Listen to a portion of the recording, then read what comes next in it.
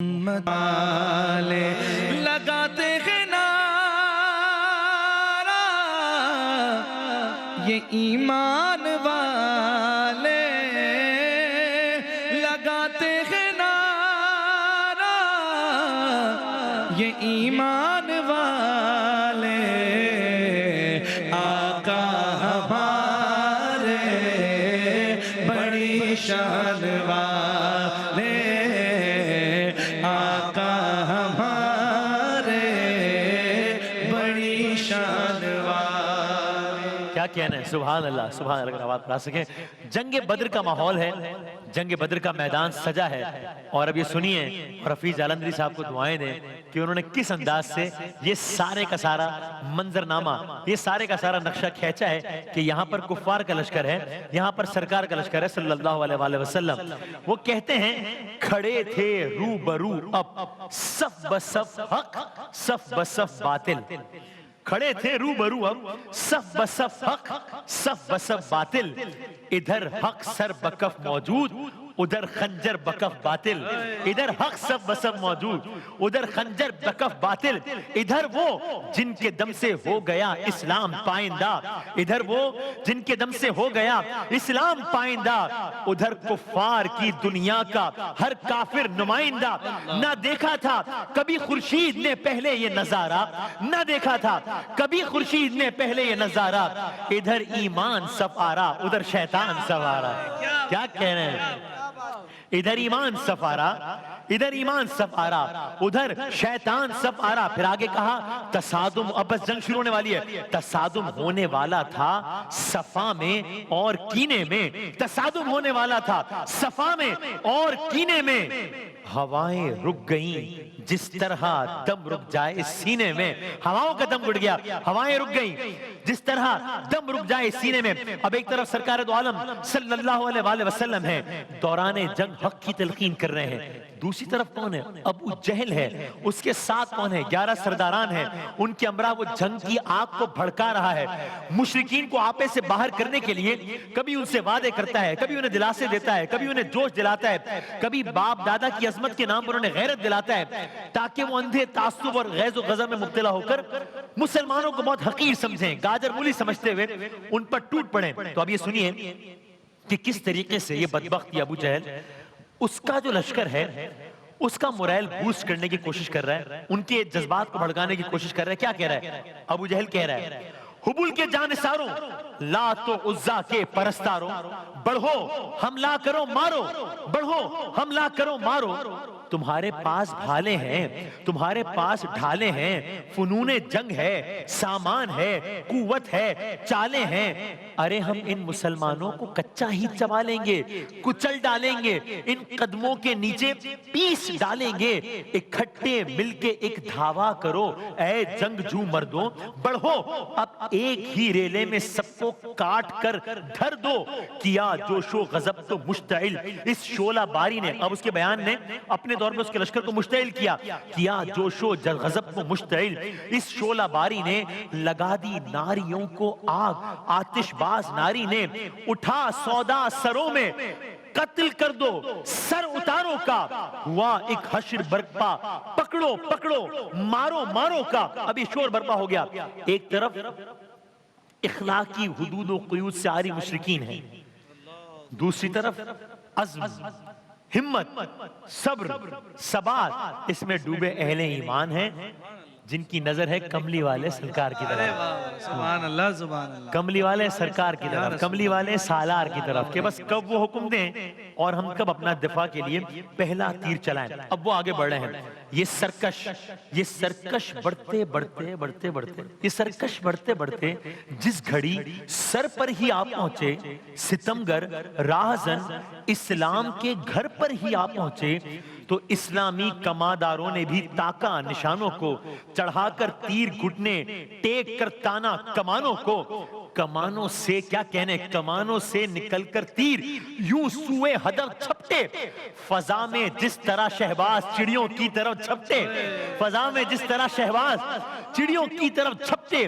یہ فوج روسیہ اب آپ یہ دیکھیے کہ دونوں اطراف کے لشکر کو ایک ایک لائن میں بیان کیا ہے آپ سب کے ذہن میں سے بچوں کے لیے تکرار فیل یعنی کہ ہاتھی سورہ فیل اصحاب فیل والا سارا واقعہ آپ کے ذہن میں تو ایک طرف فیل ہاتھی اور ابابیل چھوٹے چھوٹے پرندے جنہوں نے ہاتھیوں کا کیا حال کیا تھا اب آپ دو مصروں میں سنیے کہ اس طرف کے لشکر کو انہوں نے کس طرح سمجھایا اور اس طرف کے لشکر کو کس طرح سمجھایا سنیے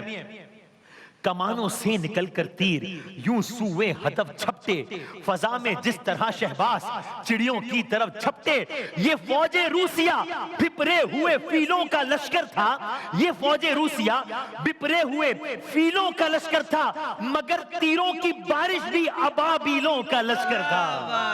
مگر تیروں کی بارش بھی یہ فوج روسیہ بپرے ہوئے فیلوں کا لشکر تھا تو کیا ہوا بھائی تو کیا ہو گیا مگر یعنی ایک طرف وہاں پہ جنگ کے ساتھ سامان لوگ سب کچھ ہے یہاں صرف تیر ہیں لیکن فرق یہ ہے کہ ٹھیک ہے وہ فوج روسیہ بھپرے ہوئے فیلوں کا لشکر تھا مگر تیروں کی بارش بھی ابابیلوں کا لشکر تھا جو سب سے آگے آگے آ رہے تھے جوش میں بھر کر گرے ان میں سے اکثر زخم کھا کر اور مر مر کر ہوا میں سنسناہٹ سی ہوئی پھر یہ نظر آیا ہوا میں سنسناہٹ سی ہوئی پھر یہ نظر آیا کہ تنکوں نے پلٹ دی بڑھنے والی فوج کی کایا کہ تنکوں نے پلٹ دی بڑھنے والی فوج کی کایا جنگوں کا یہ قاعدہ ہوتا ہے کہ جب تک ان کا سپہ سالار زندہ ہے وہ متحد رہتے ہیں حملہ آور رہتے ہیں لیکن اہل ایمان کی ثابت قدمی شجاعت اللہ کی نصرت کے خاص نتیجے میں جب ان کے ایک کے بعد ایک 11 سردار قتل ہونا شروع ہوئے کیا تھا نا ابو جہل آیا تو 11 سردار اب یہ ایک کے بعد سے ایک سردار جب قتل ہونا شروع ہوئے تو اب ان کے حوصلے بھی ٹوٹنا شروع ہوئے اب ابو جہل کی سنیے کہ اس کا کیا حال ہوا بڑے کر و فر کے ساتھ آیا تھا بڑے جاہو جلال کے ساتھ آیا تھا بڑے غیظ و غضب کے ساتھ آیا تھا بڑے جوش اور ولولے کے ساتھ آیا تھا بڑے غرور و تکبر کے ساتھ آیا تھا اب حال یہ ہے کہ اس کو اپنی موت قریب نظر آ رہی اس کو اندازہ ہو رہا ہے کہ قریشی نوجوانوں نے اس کو گھیر لیا ہے اور وہ یہ سمجھ رہا تھا کہ لات اور منات کے ماننے والوں کا یہ گھیرا اسے ملک الموت کے پنجے سے بچا لے گا اس کو یہ لگتا تھا کہ جو اس کے لوگوں نے اگر اس کو گھیرا ہوا ہے جو اس کے اپنے لوگ ہیں تو ان کو بچا لیں گے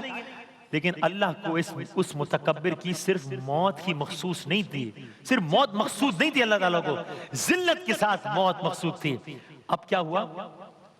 اللہ تعالیٰ نے 2 نوجوانوں کو اس کے قتل پر مامور کیا معاذ معوذ 2 نوجوان ایک صحابی ہے رسول خدا صلی اللہ علیہ وسلم کے پاس پہنچے کیا کہنے صحابہ کے اور ان پر یہ ارادہ ظاہر کیا کہ وہ ابو جہل کو قتل کرنا چاہتے ہیں معاذ اور معوذ جنگ بدر کا میدان سجا ہوا ہے اور یہ 2 پہنچے ہیں معاذ اور معوذ صحابی کے پاس کہ ہم ابو جہل کو قتل کرنا چاہتے ہیں اب وہ صحابی جن کے پاس یہ آئے تھے معاذ اور معوذ وہ صحابی اس واقعے کو یوں بیان کرتے ہیں کہ کیا ہوا وہ صحابی کیا کہتے ہیں وہ فرماتے ہیں جس دم بڑھ گئی شدت لڑائی کی صحابی وہ فرماتے ہیں جس دم بڑھ گئی شدت لڑائی کی آیاں تھی ہر طرف سرگرمیاں تیغ آزمائی کی ابھی میں اپنی حالت پر نہ تھا کچھ سوچنے پایا کہ ایک جانب سے لڑکا دوڑ کر میری طرف آیا معاذ اور معوذ میں سے ایک لڑکا آیا نہایت رازداری سے نشاں پوچھا نہایت رازداری سے نشاں ابو جہل کا پوچھا کہ کون ابو جہل کون ہے میرے سے وہ کون ہے نہایت رازداری سے نشاں ابو جہل کا پوچھا شباہت اور حلیہ اور موجودہ پتہ پوچھا جواب اور موجودہ اس کو پتہ ہے کہاں پر وہ شباہت اور حلیہ اور موجودہ پتہ پوچھا جواب اس کے سوالوں کا میرے لب تک نہیں پہنچا ابھی میں نے جواب بھی نہیں دیا تھا جواب اس کے سوالوں کا میرے لب تک نہیں پہنچا کہ اس کا دوسرا ساتھی مثال برق آ پہنچا دوسرا ساتھی بھی آ گیا اب دونوں بات کر رہے ہیں پہلے ایک بات کر رہا تھا اب دونوں بات کر رہے ہیں دوسرا کیا بات کر رہے ہیں وہی پہلا سوال اس نے بھی پوچھا رازداری سے वही पहला सवाल उसने भी पूछा, राजदारी से अदाए ज़ब्त थी दस्तो गिरेबा बेकरारी से,